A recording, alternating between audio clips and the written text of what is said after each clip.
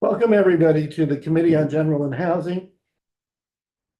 It is, in fact, Tuesday, January 20th already, 2026. This afternoon, we're going to work until 3 o'clock. And there's other meetings and other things happening, but what we're doing this afternoon is introducing a number of bills. And we're going to start with Representative Will Greer, who's got two bills to talk to us about. Take it away, Will.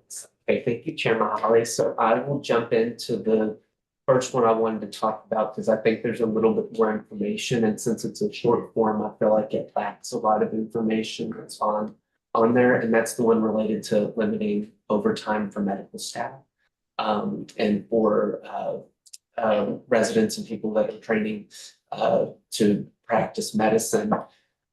The genesis behind this bill was over the fall. I think there was a lot of discussion with people I know in my general area about the on that staff right now, but also on medical students, both at UVM, but also in other medical schools doing graduate work, and how they are working longer hours, and that is in a way costing them the energy that they're needing to put into really hone in on the craft and make sure they're delivering the right care as they're learning skills.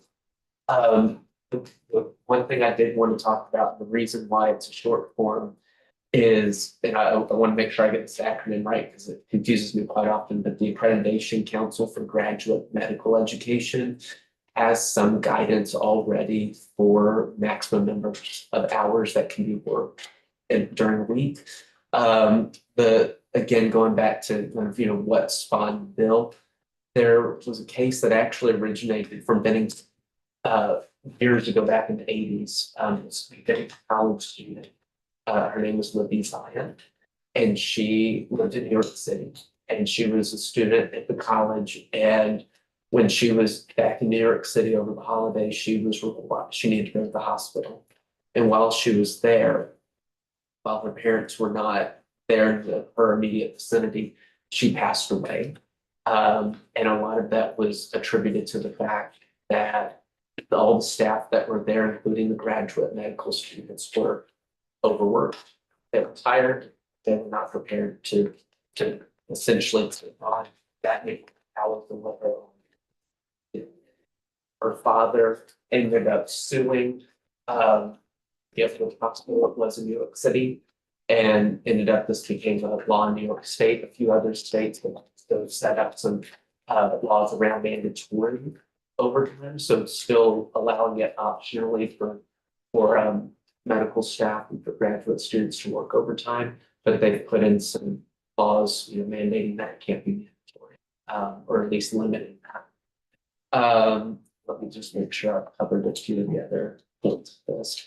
So there's a lot within our community that we see in Bennington, that this is kind of near and dear to us, as well as a college community, but also community at large, because we want to make sure that our medical staff are on their A game. We want to make sure that they have enough time off to rest, because being in a medical setting is probably one of the most stressful things anyone can imagine, both patient and so also under the Federal Labor Standards Act, most medical employees, if I'm not mistaken, I believe most all are generally exempt from some of those mandatory, not mandatory time, but some of those overtime regulations that are currently in federal statute. And so, yeah, that's pretty much all I have on my end from that bill. It's a short form again, because there's a lot of complex interstate laws that need to be navigated, federal laws that would have to be navigated as well. But I definitely think it's something we should put on our radar. I understand, and also part of it too, we do have high overtime costs, I'm sure, within our medical expenditure right now as it stands in Vermont, which attributes to our high cost in healthcare. But overall, as well, overtime is needed when you do have that lack of staff. And so it's a double-edged sword in that regard. But I hope it's something that this committee will take up at some point, if not this session, one day in the future, because we do need to address the the lack of staff that we have, but also, with our emerging people that are going to be working in these settings that are graduate students, they need to also be able to, rest and practice as well.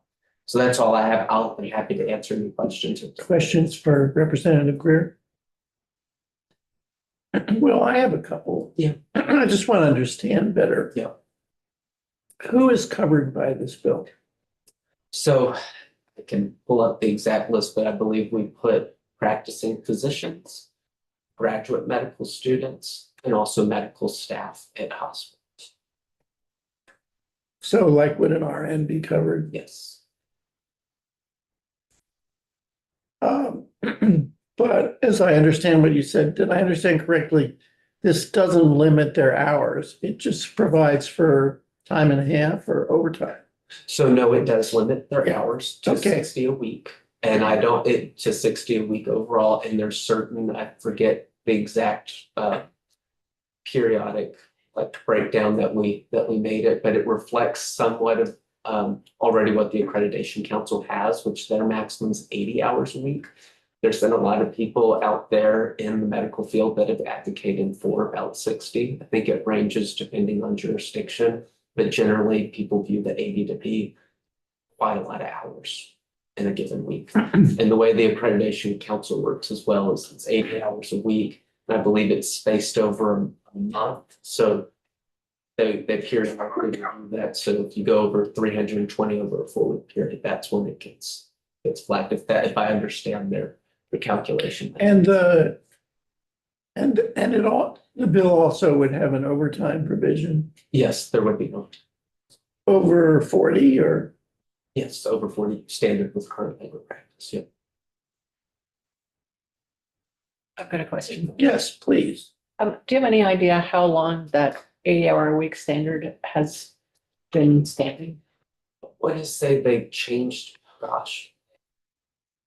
I'm forgetting now if it was the late 80s. There was a revision made in about the mid 2000s, 2004, 2005. So I couldn't tell you which one the current 80 hours stems from, because what may have happened in 05 was they just changed some of the breakdowns about, you can, instead of doing a 24-hour block, now you can do a 16-hour block, but the 80 hours, it was just more staggered. So that may have changed, but generally it's been at least 20 years. That's it. Thank you. Please. I'm sorry I'm late, so I may not have heard the beginning. But as a scenario, if a nurse is working and they're not relieved, they have to stay. Yeah. So what if it goes past that amount of hours? So that is why this is a short form, because there's a lot of moving parts to navigate with the fact that nurses are on call. And again, going back to that mandatory overtime, there's the issue around, patient safety and also continuum of care and making sure that there is someone on staff that can be there for the patient when they need it, even if that person is is on overtime at a massive amount of cumulative hours over a week. So that's why there's a lot to navigate with this. I knew this was not going to be an easy topic to discuss. I wouldn't be able to have all the correct answers either in that regard. But that's something to consider with Bill that I haven't even thought of. How would that be? That's accounted for? reality, because I It was is. married to an RN, my sister was an RN, my sister-in-law is an RN. And My aunt was an RN, yeah. they wind up having to stay Yes. because if somebody can't cover, Yep. they have to stay. Yeah, and the biggest thing, and I think this goes back to what I said a minute ago, I don't remember if you remember the room or not when I said this, but is that we have to address the shortage of people in the healthcare field in order to make this work properly. It's the same thing we face over in corrections and institutions with correctional staff. The schedule doesn't make sense unless you have enough people able to fill the positions that need to be filled for that schedule to work. Because they switched their scheduling system last year, similar to some of the changes that were, requested or advised through this bill. And that would have to be. So I don't have a solid answer for you. I'm sorry. Other questions? I just want to clarify, and people covered, it's medical staff, including nursing staff as in LNAs and medical assistants, or only RNs Like our LPNs and all, every LNAs, I LPNs, believe it's all medical included. I don't assistants. think we made any exception to. okay, no separation between nursing and medical. Who was, I'm just thinking, there's a lot that would have to be done here. Who was was Sophie your alleged counsel? Sophie was, Okay. yeah. Um, And that's why I don't mind speaking on her behalf a little bit on this, but that's why we went with the short form, was because we knew it was gonna be very difficult with all the moving pieces. So, okay. okay, before we move on, any last questions about this bill?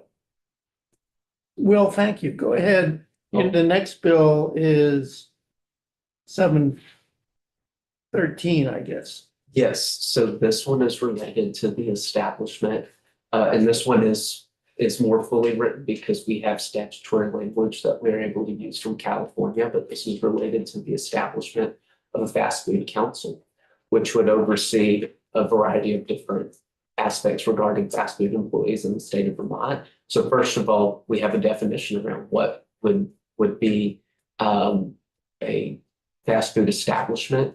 I think we went with the same language in California, which is 50 or 60 nationwide sites, and it would be applicable to any of them within the state of Vermont. I don't know all the names off the top of my head right now that would qualify under that criteria.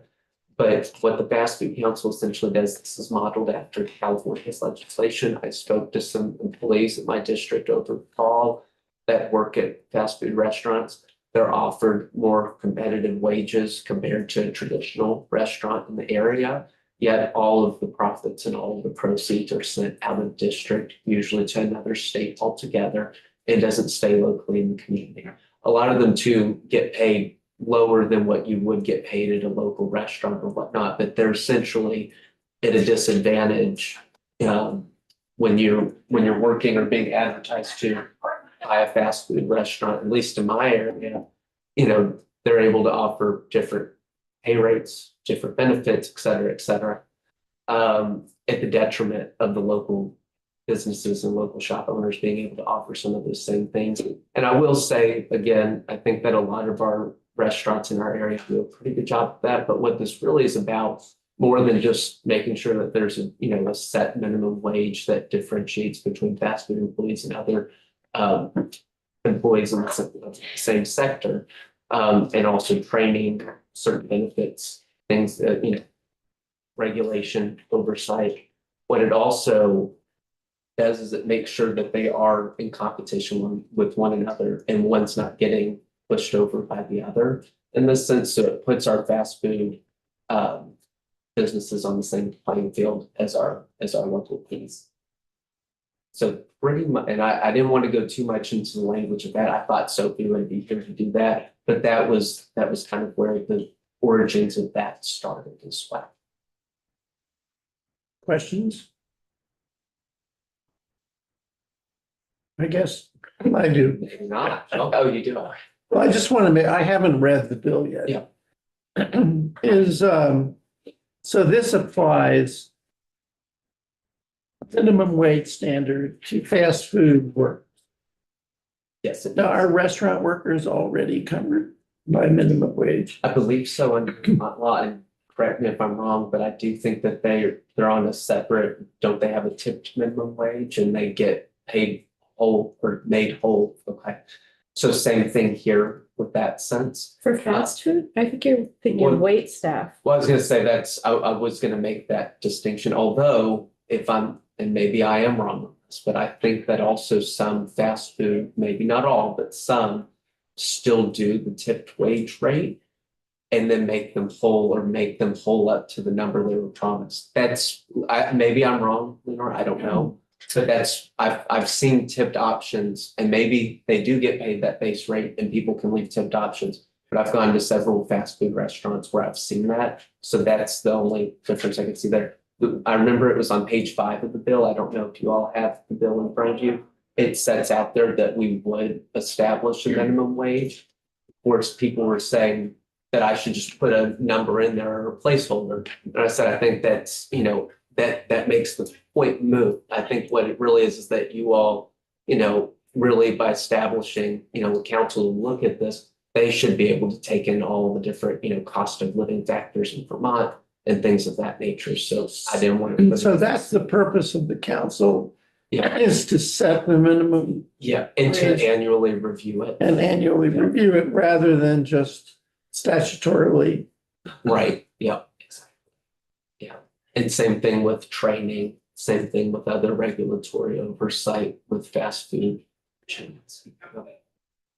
The other thing I will mention, and I think this is important, and in doing this research, one of my constituents came to me about it. The California Fast Food Council that was established, I believe it was in 23, it was maybe August of 23. And they were pretty successful for a year and a half. They met, they were able to do some things.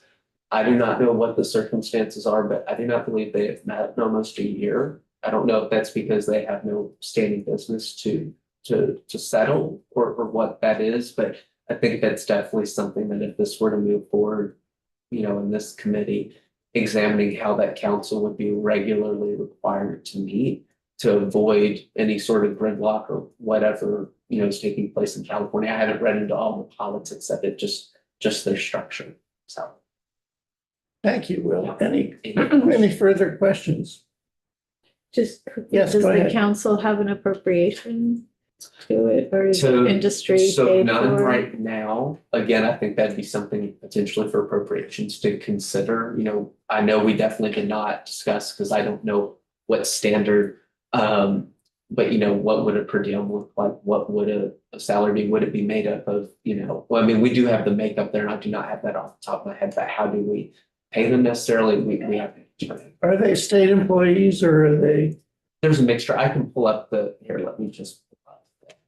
usually if they're government employees, then it's subsumed in their work, but if it's non-government employees. So if you would like me to just read the Yeah, names sure. of all the people as part of the council, so 5 voting members, a representative of the fast food restaurant industry appointed by the governor, a fast food, and by the way, I should mention this was modeled pretty much after California, so nothing here is completely different, although it's subject to change. Second, a fast food restaurant franchisee, a restaurant owner appointed by the governor, fast food restaurant employee appointed by the Speaker of the House, an advocate for fast food restaurant employees appointed by the Committee on Committees, and one unaffiliated member of the public appointed by the governor who is not an owner, franchisee, officer, or employee in the fast food restaurant industry, is not an employee, officer, or member of a labor organization representing fast food restaurant employees, and who has not received income from the fast food restaurant industry or any labor organization for a period of 2 years prior to appointment. Great, That would be the. thank you. Any other questions, Will? Yes. Yes, thanks. We were just sent, or it looks like on our page, did we go over the letter from the International Franchise Association? Do you have any comments on I the haven't letter? received that Oh. letter, they've not. If we take it up. Okay. Well, I'd love for them to send it to me as well, if they're watching. Well, But- it's on our committee page if you want to Okay. look Oh, at it's it on. under the documents. Oh. And Leonora, I'll get back to you. I think you're probably right on the tipped issue with the wage and how that works with that. I don't know how, because I know our minimum wage laws are very convoluted. I mean, when we talk about agriculture workers and all different sectors. Oh, they're not covered by. Yeah, I was gonna say, Labor they're, laws. exactly, so I know there's so many little caveats, so I want to make sure I get that specifically. And do we is there a definition for a fast food? Like is Busy Bee fast food or is Starbucks So fast food? let me make sure I have I think I told you. I think it's in the bill. Definition, yeah, There is a There's a definition in the reference? bill. Oh, there's, yeah, I want to make sure I read you the right definition. It may not be in the bill, it may be separate to it, but I want to say it is separate too. No, yeah, right here. So a nationwide fast food chain means a set of limited service restaurants consisting of more than 60 establishments nationally that share a common brand or that are characterized by standardized options for decor, marketing, packaging products and services in which are primarily engaged in providing food and beverages for immediate consumption on or off the premises when patrons generally order or select items and pay before consuming with limited or no table service. So yeah, I'd said a minute ago, I wasn't sure if we put 50 or 60 in there, but we kept it standard with California. Others? Well, thank you so much. Thank you.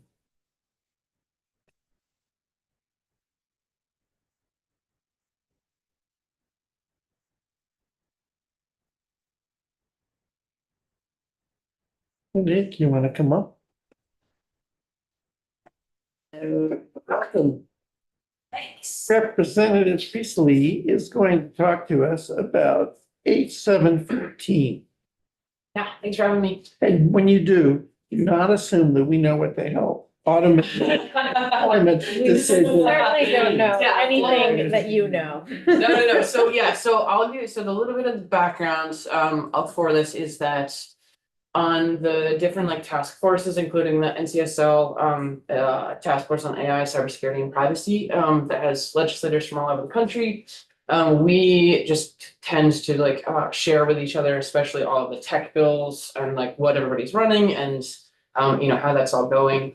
And so this was basically inspired by Kristen Gonzalez's bill in New York, Senator Kristen Gonzalez, that passed in 2025, Senate Bill 822. And that was supported and largely pushed by AFL-CIO in New York. And cast and Yeah. signed. Yeah, but I am getting mixed things. It sounds like the governor might have actually directly done something and I don't know. So I'm gonna figure that out for you. Okay, I just barely got a note that it is in effect, but it might be different than the bill passing rather than the governor. Can you repeat Senate Bill 822. thank you. Yes. And so, yeah, and this is also related to the other bill on your wall that I went over last year, which was like protections for general kind of workers when it comes to automated decisions. So like systems, especially like artificial intelligence systems that are basically making decisions, whether it's hiring employees, whether or not to hire them, whether or not to fire them, just generally like making decisions that a system is making on the behalf, maybe not with a human involved. So the bill, when I introduced last year, or maybe even the year before, giving you the story of the people who have like cameras tracking their eye movements and whether or not you're typing and whether or not you're chair. So it's like very similar. It's like similar decisions that are being made. But in this case, it's specific to members of like unions, in this case, like state employees. And then there's a study in this bill that would look at like, do we extend this to municipal employees? Do we extend this to teachers, like other people who are protected in different types of unions? And let's see. So the gist of the bill is that it gives disclosure of whether or not these automated systems are like automated decisions are being made about employees. And the other thing, which I know literally nothing about, this is where I need a lawyer, and you all as experts, I don't know the union collective bargaining world, but we wanted to put in protections that these systems also can't undermine like labor protections, basically like labor union protections. There was a third part of the bill that was an artificial intelligence kind of inventory for the state, but we moved that into a separate, it's its own bill. So you'll see that in 8/2022 if you read it. I mean, the general gist is that this is not interrupting or saying that this, employers, the state cannot use these systems. It's just saying people should know if these systems are being used. And, when it comes to things like in general, when you're using the automated systems, you want to be able to say, like, if data is used incorrectly and somebody's fired, you want to be able to know, like, how was that decision made? What factors went into that decision? And is there any way that a human can basically go back through, and or is a human should be involved in the decision when it's really like the risky ones, like firing somebody. So that it's really largely a transparency bill, and kind of a disclosure bill. And that's why it's so short. Let's see, and in general, since this is state employment, just really pushing, again, like we want our government to be transparent, not only with things that we're doing in this building, but also when it comes to like employees that are being paid with public money, so. Let's see, so I think that's the gist. Yeah, Questions? Yes. Do we, Laura. thank you, so did this arise in New York because it was being used? Can you tell me? yeah, so this was, the labor unions actually were the ones who were pushing this in New York. So if I'll say CIO was the driving kind of like factor there, and I can get you the memo that they have, that was submitted for like why. and stuff like Yeah, that, so for this sure. is like a preventative Vermont. definitely it's not preventative, yeah. something- Yeah. No, for sure. And so a thing to bring up too is like so I'm vice chair of the Joint Information Technology Oversight Committee. And one thing, like we, are looking at all of the major softwares that we're using, and everything. And so one of the kind of employments, the softwares that are keeping track of all of our employees, there were lawsuits publicly that were from one of the software vendors, that started arising of, announcements of lawsuits of AI systems being discriminatory, basically, and biased, in decisions, using like data to make employment decisions. And so those were the things that's like red flag. Let's like think about the systems that we are using in the state. Does have a feature that is not, I was told, not turned on at the current moment to allow the automated stuff to just happen, but it's a feature that can be turned on. It's So available. I just want to make sure, like, yeah, let's put in safeguards for that. Questions? So I guess I have some questions. Okay. I'm trying to understand, at this point, I just want to understand, Bill. So this, does it only apply to state employees? Currently, and then there's a study Study to see if it which should go further. to see if it should go to municipal employees, teachers and other public school employees, and then employees of public higher ed is the three buckets. And that was just a brainstorm on my part of trying to make. Sure, well, I'm Yeah, probably so, finding out yeah. whether these systems Totally. are in use. Yeah, So it's disclosure, not prohibition. exactly, Probably, am I right to give the labor union the information it needs definitely, if it wants for to sure. protest against a decision Exactly. based on these systems? exactly, yeah. So do these systems, could you give a couple of examples of what's in these systems? Okay, eye movement, typing, anything. Well, so that's just like, that's the general type of thing, and I'm not sure how they're using, but like, I think the biggest case is like so many of the hiring, like the software that you are trying to get people to apply to, like a lot of, say you're applying to something on LinkedIn, but say that it's a state system that you're applying to. In general, you could have thousands of applications, and most companies at this point are using systems to filter through all of those applications. And in cases, people are documenting of like, there is discrimination that is happening, and bias that is happening at that level, and a human may never know. And you may never know why you were declined, like an application, and the same types of things can be used for making decisions of whether or not you're doing the right work and you should be let go. It doesn't provide, it's not as hefty as the general kind of automated decision-making bill that I had submitted that also includes privacy protections. This is really just like the use of the software itself and whether or not it's being involved in situations, and if people are telling people that it is. It doesn't go as far as the other bill.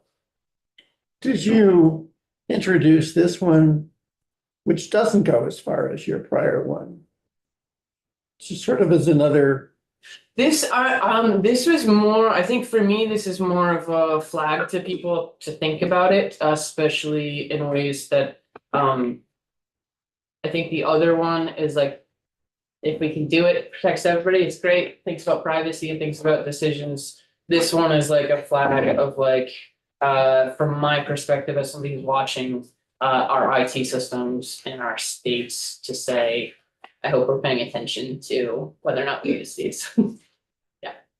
Yes, Lenore. I'm curious in the history of these, like the technology, did it I mean, obviously, everything is happening all at once, right? But, the work from home, the increase of people that are working from home, is this like one of the sort of responses from sort of management side to like keep track and I'm not sure if that's why for New York did 822. For me, that's definitely like as I'm trying to think through and write these like the artificial intelligence privacy bills, I think a big concern for me is how we support like small businesses and how we support employees. And just the future of our workforce, I think is a piece again, we can't, as these systems can not only make decisions to affect the humans. In a lot of cases, they most likely, in some cases, will replace the humans. And are we thinking through the way that we're using these systems to make decisions about how our workforce is structured and who's in it, I guess. Other questions? No. Monique? Thank you so much. Yeah, thank you. Thanks for coming in. Yeah, definitely.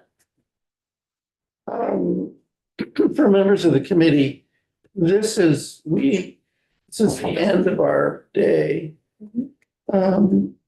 Tomorrow morning is important. We start at 9:15. The first is we have JFO in here to talk to us about the budget process. What's involved, what our role is, et cetera. So that's important. We're gonna have at 10 o'clock a report by the three of us here talking about our thoughts, our recommendations about which bills we take up in what order to start. I mean, obviously, we're not gonna be going that far into the future. We can't predict the whole session, but just at least initially to get people's sense of what's out there.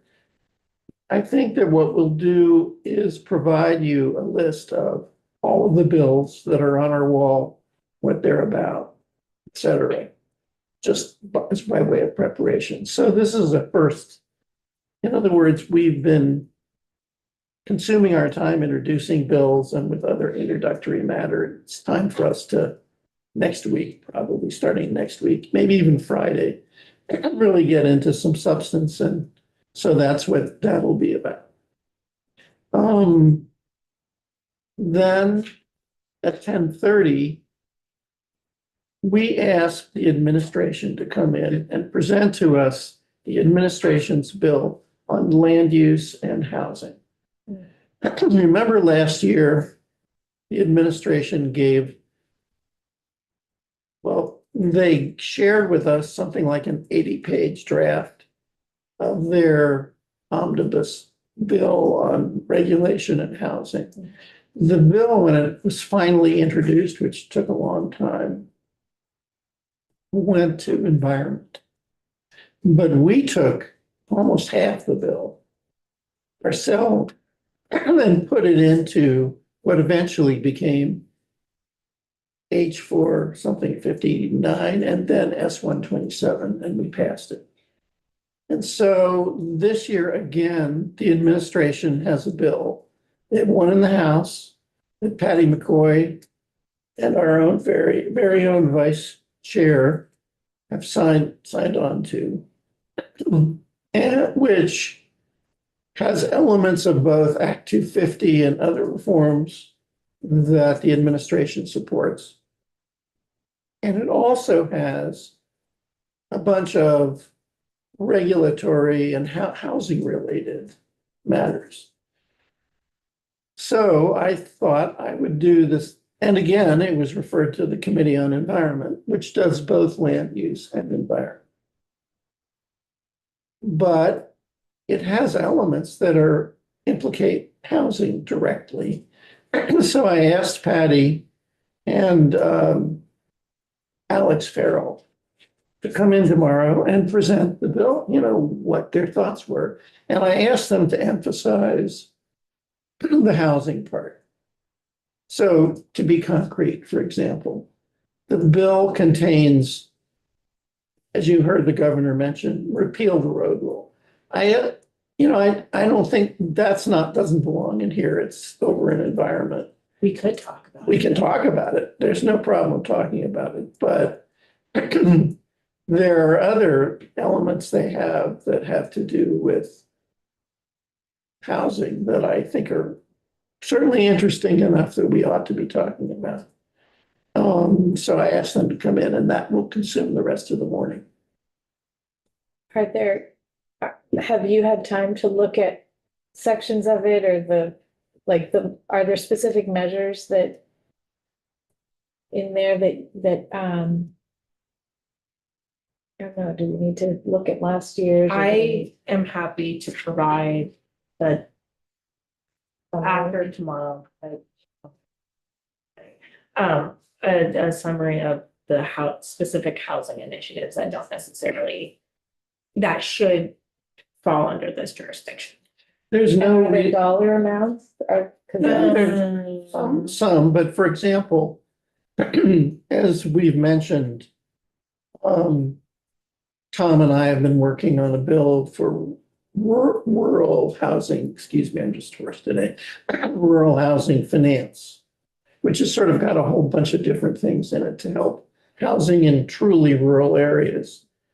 Well, we took a whole bunch right out of the administration's bill and just put it in. There's no reason we can't take up things that are in there for us, but we're talking about it. So that's at 10:30 and goes until lunch. And then after lunch, we're hearing before the floor.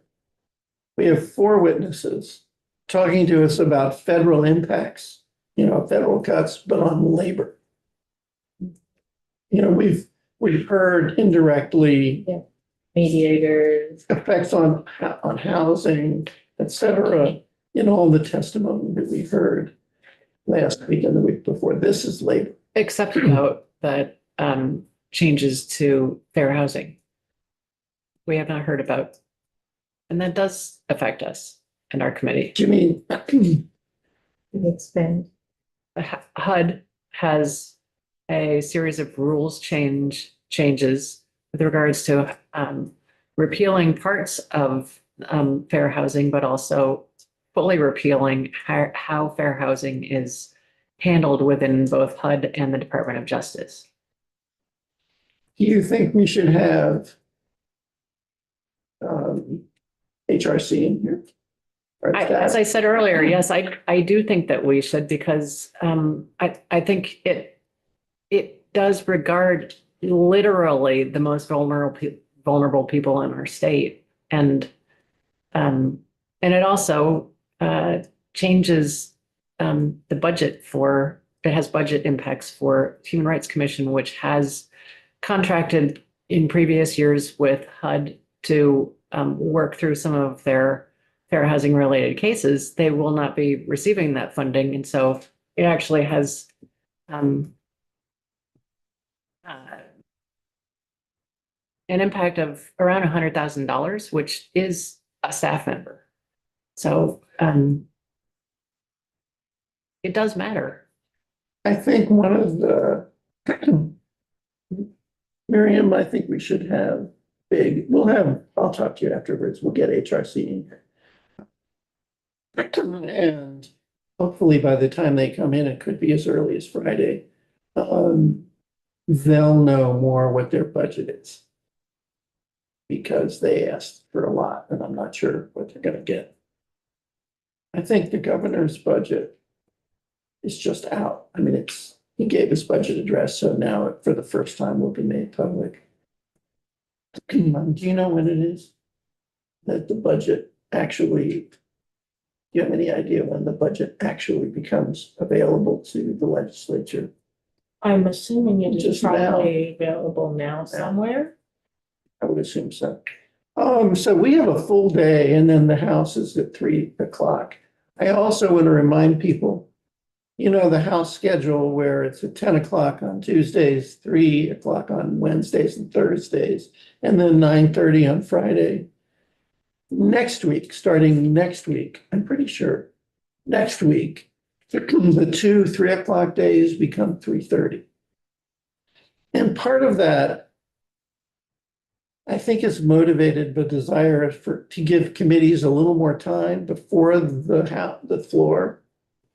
Because there's a tendency to lose that, in other words, if it's at 3 and the floor is only an hour or 45 minutes, people don't reconvene at 4 o'clock. So to push to 3:30 time a little later. Any questions about tomorrow or anything else before we adjourn?